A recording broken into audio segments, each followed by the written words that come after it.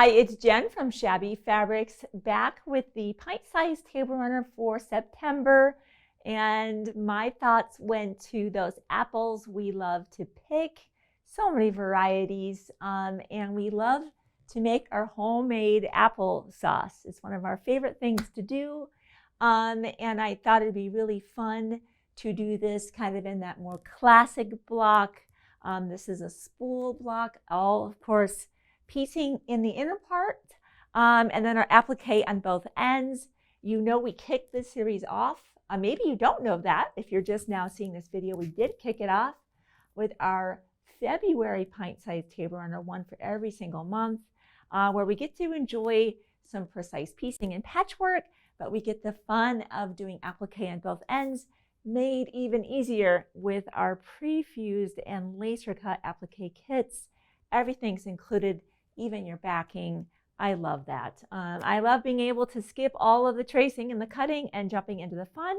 Your option, of course, you've been doing this every month, is the 50 weight cotton thread set from Sulky. They're wonderful partners to us, and they provide very affordable, beautiful colors of thread, and that's what we use to stitch on all of our applique. But before we dive into the applique, just like we've been doing, we want to focus on our piecing. Like the other months, this is a free download if you've got a stash of fabric at home that you know would be perfect, and maybe you enjoy tracing and cutting out applique shapes. By all means, do that. Go ahead and download that. The pattern is free for a limited time, and then later on we'll turn that into a paid pattern. We want to give you that option. But if you're like, nope, I want mine to look just like that, and I don't really want to do that tracing and the cutting, especially this apple that is not embroidered. There's something called a knockout behind that, where the laser is doing that for you. Otherwise, if you are going to be doing that at home, you might need an X-Acto knife, or maybe you will be doing some hand embroidery.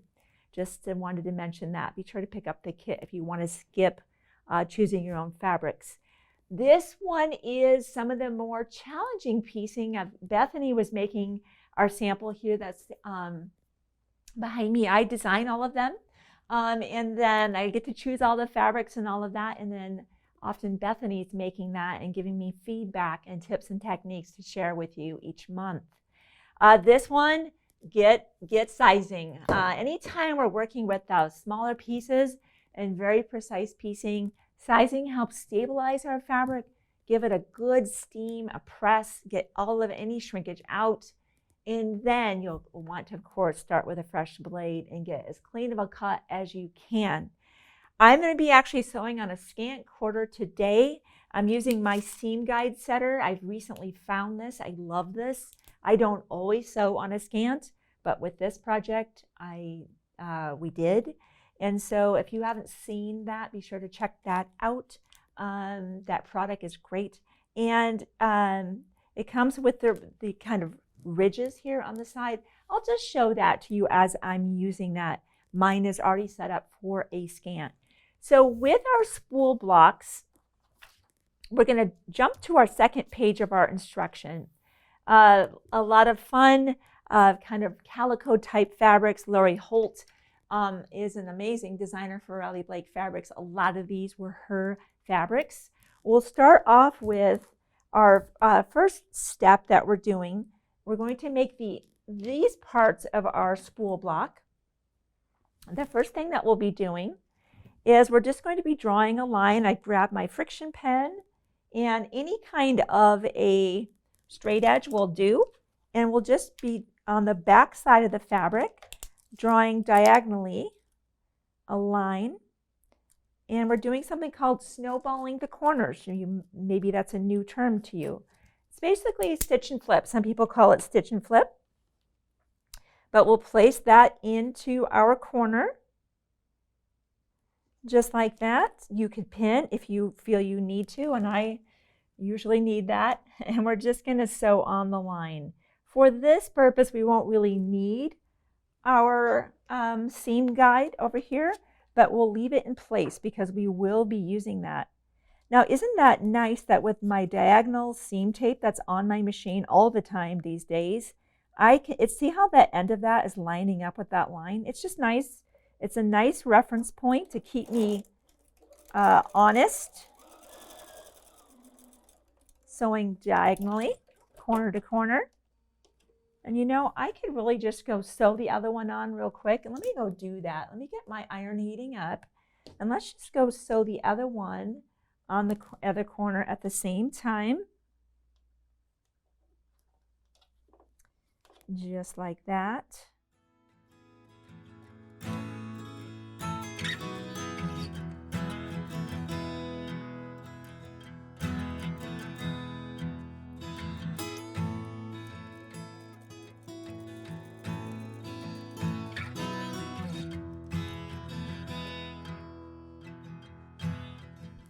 Oh, now I intuitively, before I do any trimming, I like to press away, making sure, and here's what I'm looking for.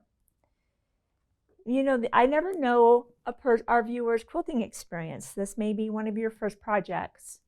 So I want to make sure that I'm covering all the bases. When I say I check, people are like, what are you checking for? I'm making sure that I didn't sew on, instead of sewing on the line, I didn't sew to the left or to the right. If I did that, and let's pretend that when I pressed that over, I didn't line, my fabric didn't stack right on top of each other as it does, but instead it was short like this, I would go seam rip that and start again. That's what I'm looking for when I do that kind of check. And I will press that, and I want to look. Now there's something unique we're going to do about this press, but let's do this first. Let's just trim that away. I'm satisfied with what I'm seeing. I'm going to roll that back. I've got my corner clipper. I love that I'm lining this up diagonal to diagonal and just trimming away, and we'll do the same over here.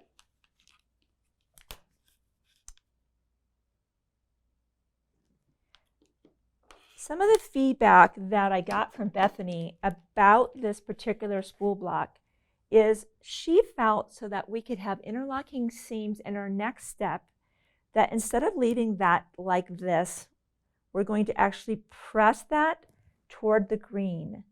I found it easiest when this was wrong side up to now come back and just leave my iron there and press those seams to the green. And of course, you would repeat that for the other top of your spool, because we have a top and of course we have a bottom on that. So let's set those aside for now, and we'll just work on the center. Very straightforward here. You've got a 2 by 2 inch right side together, a 1/4 inch seam allowance, and this time we're going to be pressing to the white. So now I will definitely be using my seam guide.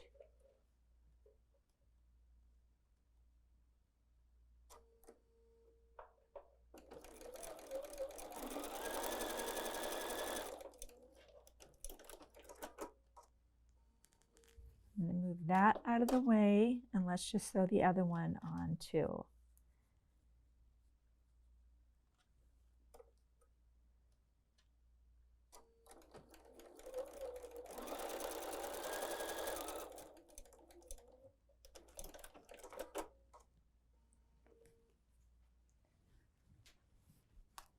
One of the other things that's great news that I didn't mention yet, but I'll mention now, is we have slightly oversized this block. It is nice to be able to have a little bit of breathing room to square up, especially when 4 of these will be clicking together to make our block and then repeating that 3 more times. So just know we will be oversizing and then squaring up. Once I have this is going to be my center. Now we've got a top and we have our bottom. Let's bring this together. I'm going to pin and pin, and let's go sew. This is a very important. Don't go bulky on that 1/4 inch seam. We want to be maybe even a little on the scant side.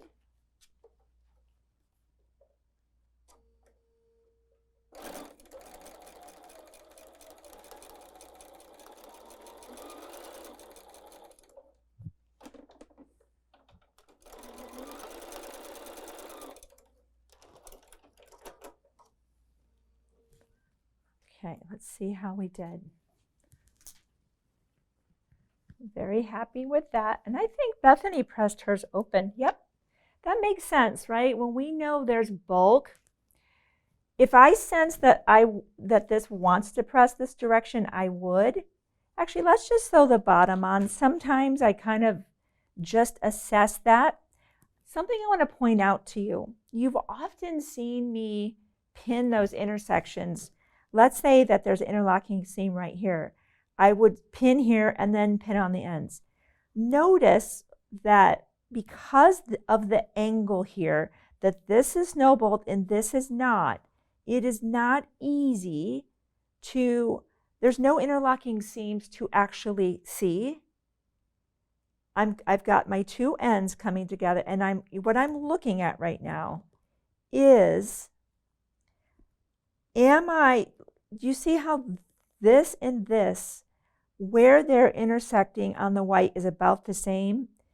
The point on this is I'm going to pin the beginning and then the end. I often pin in the middle, as you know, with interlocking seams. I don't really have that right now. I'm just trying to stack the one piece on top of the other.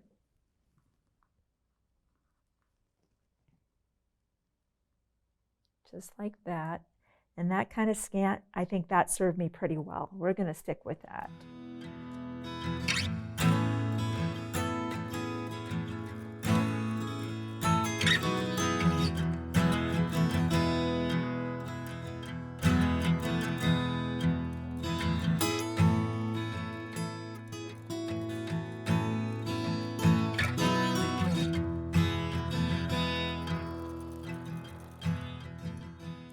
So let's see how we did.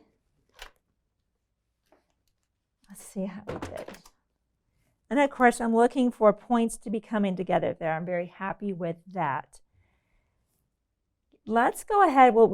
I can see possibly pressing to the outside. The block does appear to want to do that.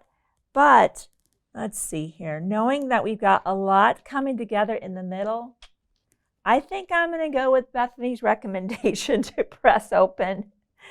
She made this a couple of times, of course, and always wants to bring us the most efficient way to have the block go together nicely and, of course, press out nice and flat. Now, I mentioned that we are oversizing this one, giving us some nice ability to square up. Creative Grid, I've said this before. When I was an early quilter, I'm like, a ruler's a ruler's a ruler. The only ruler I actually had wasn't Creative Grid. I didn't even know about that. It was a 6x24, I think it was. And that was it. That's the ruler I had. And now I very much enjoy products that help me be successful. Square up rulers are definitely in that category. Because we're going to square this up to 3.5. And I know Carrie, who's one of our amazing graphic designers here, has talked to me about the 3.5 inch, and she's used this and said it is absolutely worth its weight in gold. She wanted me to pass that on to you as well, that there have been many occasions where she wished she had this. So let's look at the Creative Grid 3.5 inch ruler here. It is a ruler. Notice that there's a beautiful little frame right here. You see that little pocket, that line right there? I'm going to set that frame right around my center here. And notice I have my diagonal line that is confirming I'm in the right location. Now give a good press here, and I'm going to use a spinning mat because my goal is to rotate around my fabric and try to reduce the amounts of time I actually move this fabric.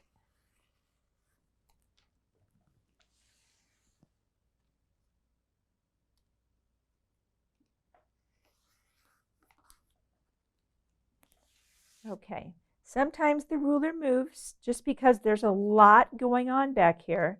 That's fine.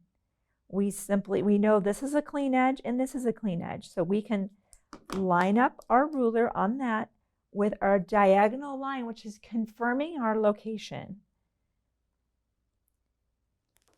I like to push down. There's a nice grip on the back of Critter Grids, but I also like to add my own push, especially when there's a lot of seams and there may be a little bit of movement that I want to totally stop, because now the ruler could move. That just happens when there's a lot of seams, no matter how much grip there would be on a ruler. Okay, now look at that. Isn't that beautiful that we have done some really nice precise piecing using our seam guide, our scant, with the setter to help us get that nice scant. Now that we have our 4 blocks, just like you can see here, go ahead and lay that out. Turn those and right side together. Of course, pinning very accurately in those corners. The best part about pinning here, I don't have to remove pins. I used to put pins out here, and I'd sew and I'd have to stop and take them out. My favorite part about pinning this way, they can stay in. They stabilize what I'm doing, just like that, right? And then we're going to go sew our 1/4 inch seam, sew our 1/4 inch seam, and as you can see on the back, we're pressing everything open. You'll repeat that for your here, and of course 3 more times. And then again, I added the sashing. I couldn't resist, and a cute little cornerstone right in the middle where you'll have all of your patchwork done. Moving on to our applique. There's times where I see more value than others in certain applique, and in this one, there's so much value. Not only the intricacy, of course, of that bow, but this is called a knockout. So let me just show you where we're going. This is what our applique ends look like. And we know a lot of people maybe aren't very comfortable or enjoy hand embroidery. So if we can do that step for you, we'd like to do that, and we did do that.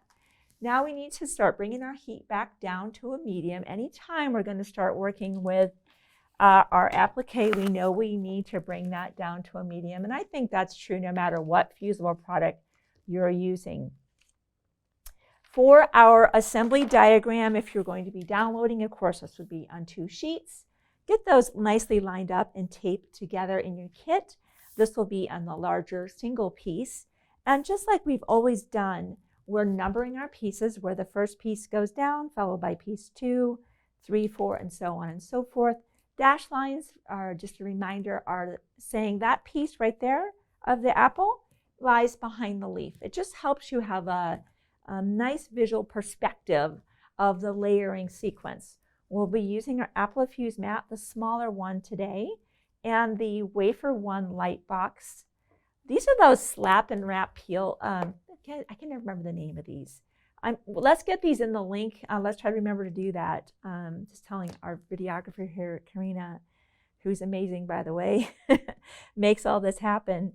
These are, because you can see, these just tend to unroll. These keep these nicely contained and organized in our sewing room. So bringing this back here and getting ready to go, I'm letting my iron cool down.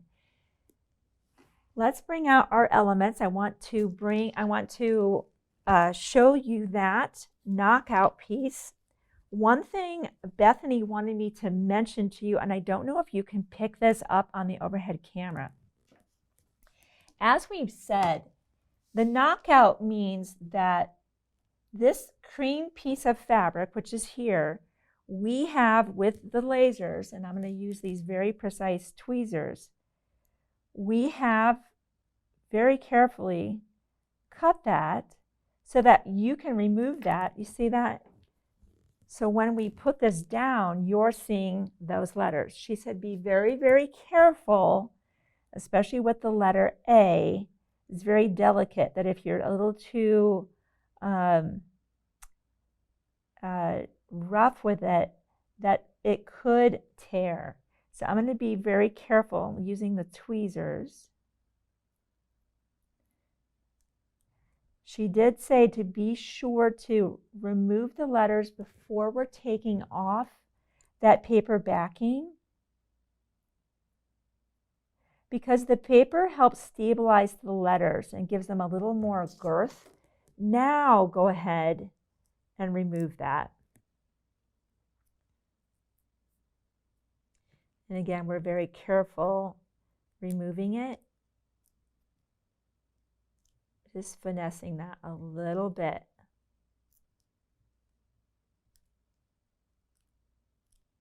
There we go. Okay, now look at that. Isn't that fantastic? And you didn't have to do any hand embroidery. You're welcome, right? I love stuff like that. All right, let's clean that up. I definitely wanted to point that out. Normally we can just very quickly just kind of get that right off. And she's like, no, I want you to emphasize. We have a little bit of finesse on that one, a little bit slower. Okay, we talked about our light box. Let's get that arranged. We already know with the scallop that is always sewn into our seam allowance. That one we can just iron on. We don't really need our light box for that. So let's just do that part right now.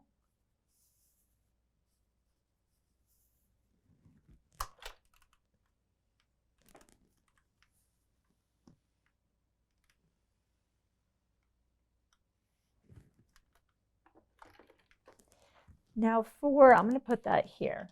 For our applesauce, let's just build this together. If you are just joining us for the very first time, the goal of the applique mat, the assembly diagram, and the light box is to pre-assemble this entire unit and then bring that onto our background.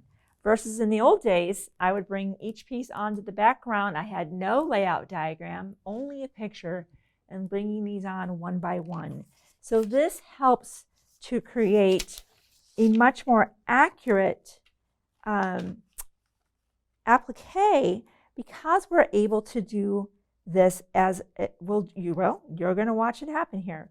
Piece 1 goes down, followed by piece number 2.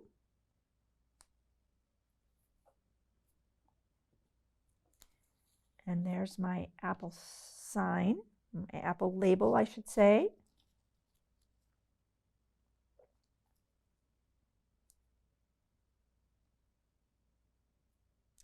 And notice how we did the upper portion.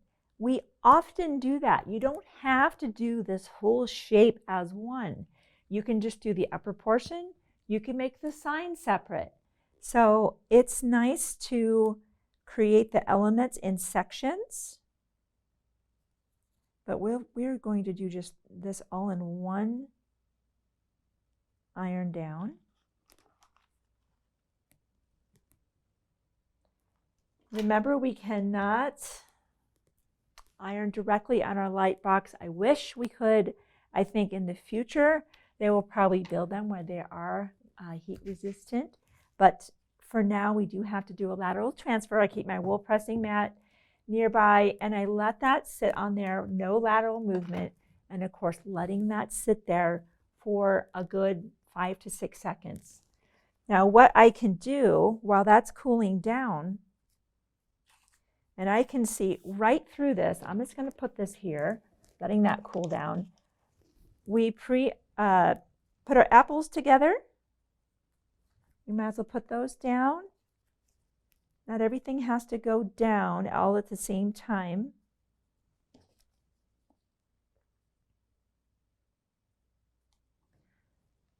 I think that is cool enough. Watch the magic. Is that amazing? One piece. It is. I've been doing this for so long. I'm still amazed by this. And there's absolutely no residue on the applique mat. And I love that the fusible is not compromised. It has the same integrity as when I first used it. And that's incredible. So we'll lay that down. Move my apple. Let me move that back. You can even take your whole diagram if you want to. And now we're ironing it down. Is that awesome? I love it. I love the precision of the laser cut applique. You know, doing inside cuts on that little ribbon, trying to figure out how am I going to do the apple portion. You know, it's just causes a little bit of stress. And so I hope you enjoy using the laser cut shapes as much as I enjoy using them, and I can just enjoy the fun parts. That's when the thread comes into play. We can kind of zoom in here. I think Bethany just did a straight stitch right around the edge. This is something I never intend to wash. If you wanted to do a decorative stitch, a blanket stitch, whatever you want to do, let your personality come out. Of course, do both ends. And then when we sew the applique to the piecing, we generally, I think we've been pressing, I think, toward the applique. Again, that seam, that's a judgment call on your part. Here comes your batting, here comes your backing. And then again, Bethany did some really fun stitch in the ditch around the spools, and then she did some diagonal simple quilting on her sewing machine. So Pint Size Table Runner has been just a fun project for me. I hope you're enjoying that. You can imagine I already am well underway for Pint Size Table Runner for October. I cannot wait to show you that one. Thanks so much, and be sure to subscribe if you haven't already done so. I'll see you soon on another video.